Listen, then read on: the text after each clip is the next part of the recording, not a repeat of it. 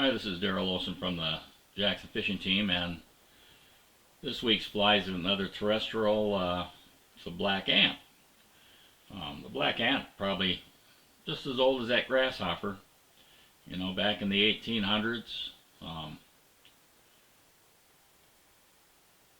Frederic Halford, known as the father of modern dry fly fishing, along with Edward Marryat,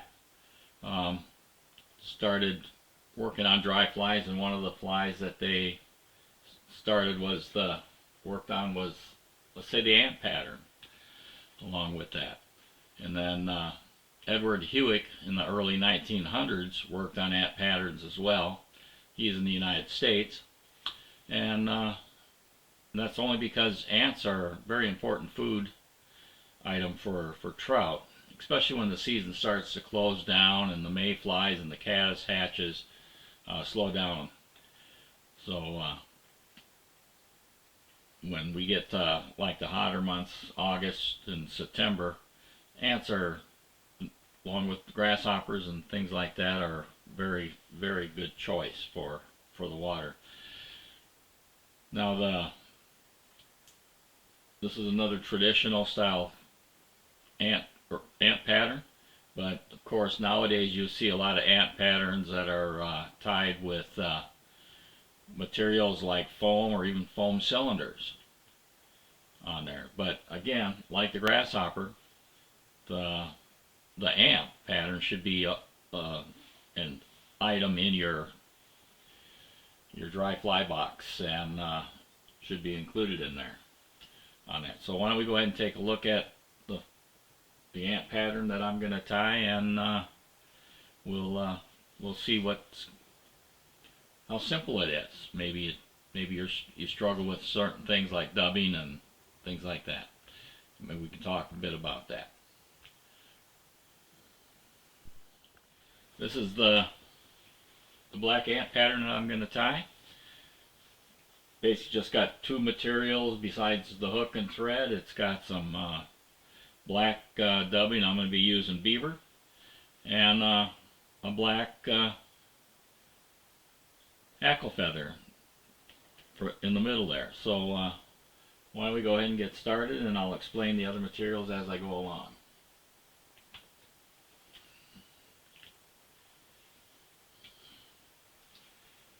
On there.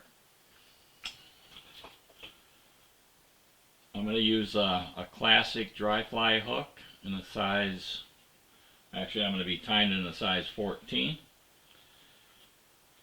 And this is a R50 AP. You know, commonly probably 948, 40 or 42, something like that. All right.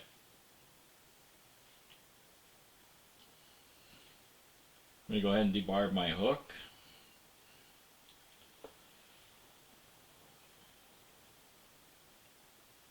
The only reason why I'm tying this in a 14, I'm going to tie up a few in the size 18,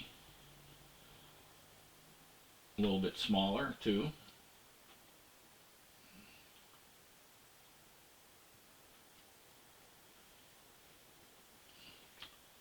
On there, the thread I'm going to use a 10-aught black, and you could get by with an 8-aught or even smaller if you want. And we're going to start the thread about an eye width behind the eye of the hook.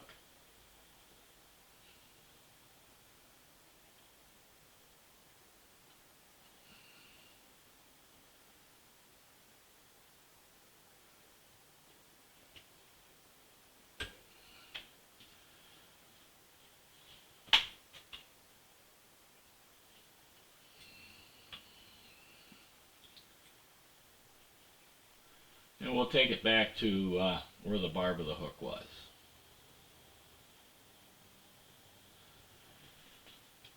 And the material I'm going to use is waspy beaver dubbing, Nature's Fine.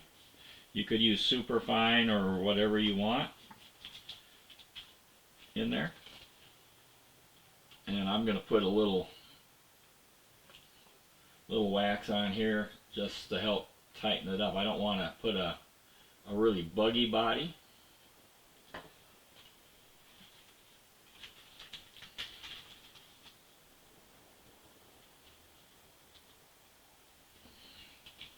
And I'm not going to put much on there. I don't know if you can see that. It's about what I'm going to put on. And if I need a little bit more, I'll make that determination.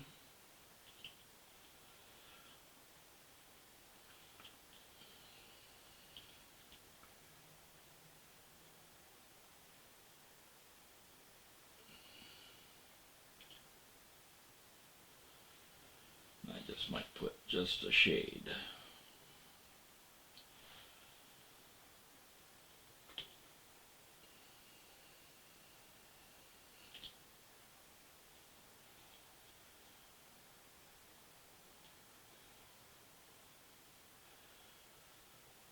Not a whole lot there.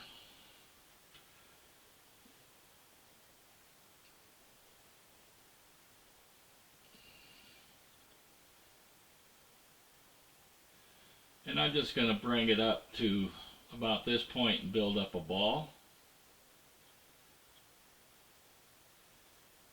for the back part.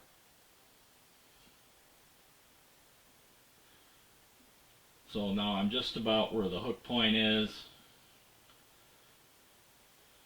on there. And then I'm just going to grab some black hackle, primarily from down here, so it's not so long.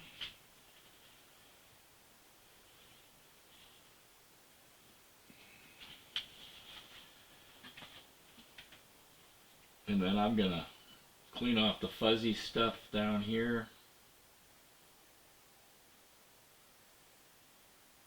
And then I'm going to clean off, sorry about that, some of the fibers on the away side that I'm going to tie it in at, just so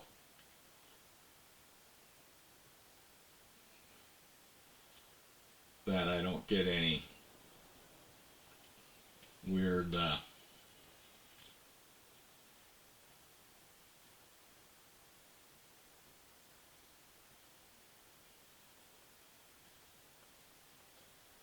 and then I'm going to trim off this stem. You can see it didn't take much dubbing. These would be good flies to learn how to determine the right amount of dubbing.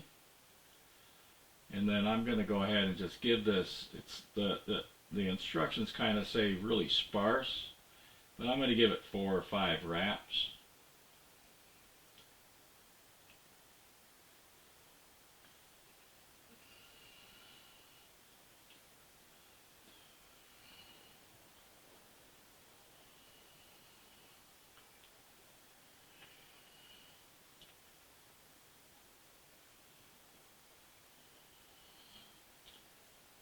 That's about 4.5 maybe. Then I'm going to tie off right here. And I'm going to try to brush some of this back.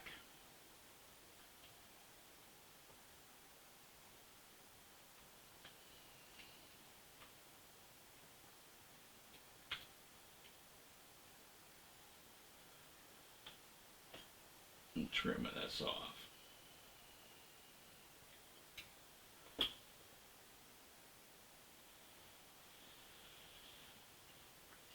Next, I'm going to put on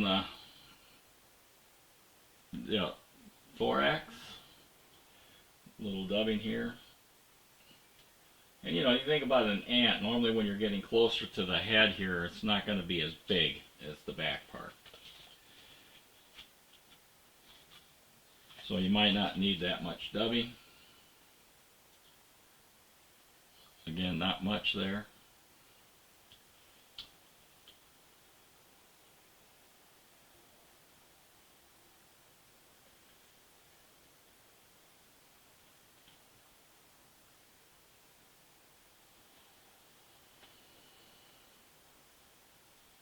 And then we're going to put, like, I guess, the head of the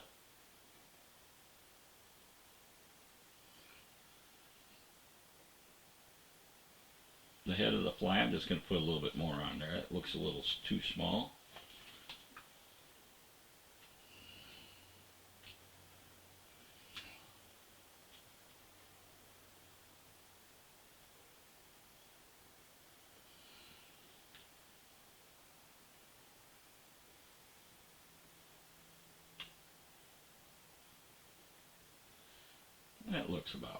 That looks good, I think.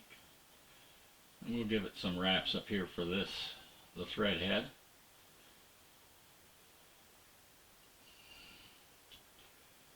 And I'm going to give it a couple whip finishes.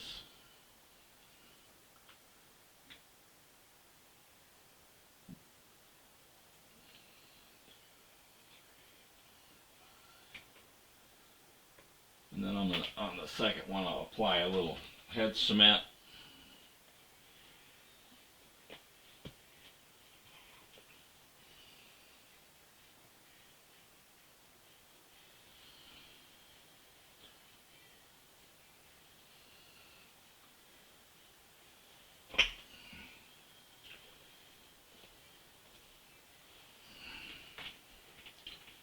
Another 3 or 4 turn whip finish, and then this fly will be done.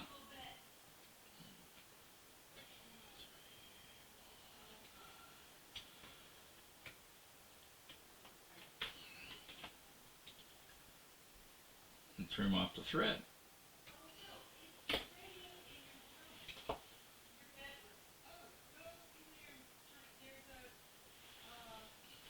All right.